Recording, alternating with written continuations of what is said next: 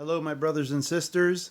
I wanted to take a moment today and reach out to you briefly, tell you that I love you, our family, uh, everyone from Angie down to Zippy loves you and wishes that we were together just like normal. Lighthouse, once again, just hugging on each other and being together. But we know that that's just not a possibility. So, once again, I wanted to reach out to you and let you know that we're well. Our spirits are well in the Lord, trying to stay positive. And it's interesting. One of the benefits, I would say, of choosing to have done our for our family homeschool so many years ago is that it really prepared us for the kind of togetherness and the closeness that we have to be doing even now. So it's been a good thing for us. Life goes on, same as it ever was, and we're just in confidence, knowing that the Lord will get our country through this, and that soon we'll be back together. I want to encourage you in the same fashion that I send this message to you. Maybe you could take a moment and send me, Angie, Lydia, Elijah, any of us, a text, email, and maybe even a video message, just to let us know that you're doing well and that you're keeping your spirits up in the Lord as well. So one of the things that I wanted to reach out to you about is just to bring you a word from the Lord, something that will encourage you more than just the things that people say, keep your head up, or just human things that are well intended, but don't really have much substance to them. And we know that the Word of God has a whole lot of substance. So one of the thoughts that I had in the past few days, as I was trying to think and prepare even this brief message to you, is this. The thought that kept coming back to me is what do you want to keep with you after this is all said and done? When we get beyond this epidemic, when we get beyond these times that we're experiencing right now, what do you want to keep with you and bring forth into the future from what you're experiencing now and from the past? And that got me thinking. The other day, the family and I, took a little walk up to a park close by to our home, and one of our neighbors is cleaning out. We talked to them briefly, and they said this was a perfect opportunity for them to rent one of these giant dumpsters and go into their garage and even in their home and just start looking at some of the things that they want to get rid of. And it was real interesting because they struggle. They're struggling just like any of us would with throwing out things, trying to get rid of some things. Some things were obvious that they needed to get rid of, but then there were other things that they are struggling with. They even mentioned about the fact that some of the things that they've thought about throwing out, but they actually have put them back, brought them back into the garage, or put them back in their home. And I can understand that. It's hard to get rid of things. We tend to hold on to some things that have certain value to us, whether it's good, and sometimes even when it's bad, we tend to hold on to these things. And I was thinking about that, and I thought, spiritually speaking, it got me thinking, on a spiritual level, what do I need to clean out?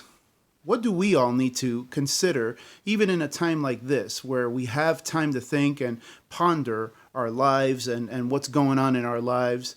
What do we need to clean out? If we were to clean house, if you will, what would be some of the things that we would need to clean out and not struggle with thinking about bringing them back, actually taking them, putting them in the dumpster, the spiritual dumpster, if you will, and letting them go.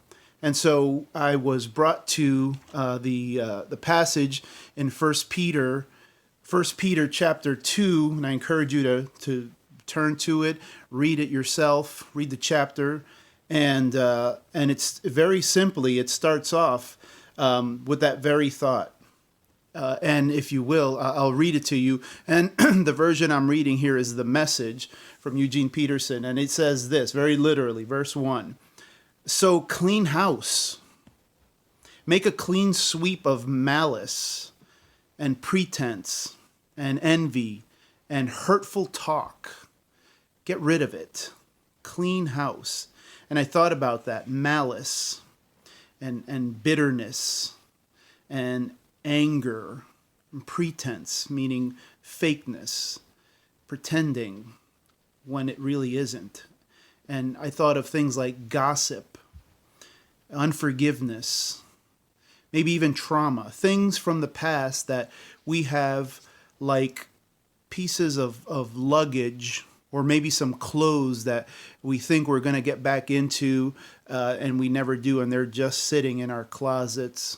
Things that are sitting in our garages that we think we're going to use them at some point, but we're not. And I think so how often malice, bitterness, gossip, unforgiveness, and again, even trauma, things that we just need to clean house on and make a clean sweep of in our lives, and therefore bring into the future, not those things, but hope, new beginnings. And those things are things that we want. But if we bring all these other things with us, we can want them all day, but we will be bogged down by the weight of all these other things. And so I ask you to consider the rest of the verses, the first 3 verses of 1 Peter 2, which say, get rid of all of these things, envy, hurtful talk, gossip. And instead it says, you've had a taste of God's goodness. So like infants at the breast, drink deep of God's pure kindness. And then you'll grow up to be mature and whole in the Lord. And I thought that's good.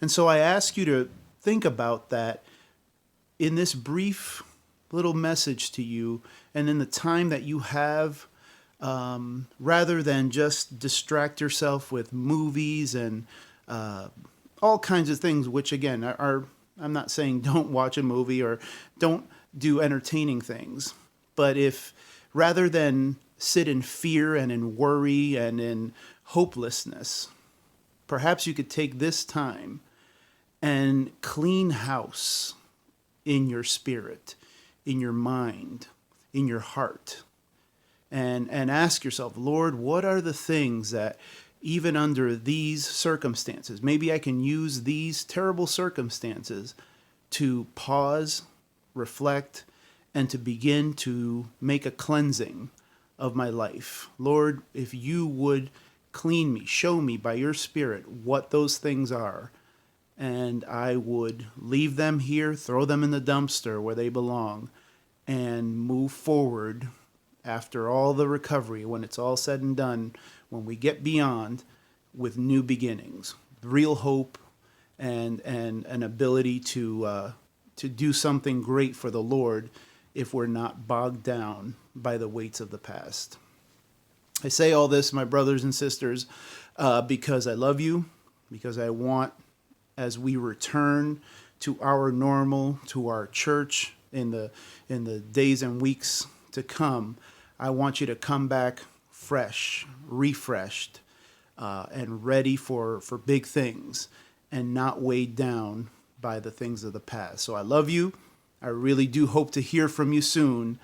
My number, 717-736-3654.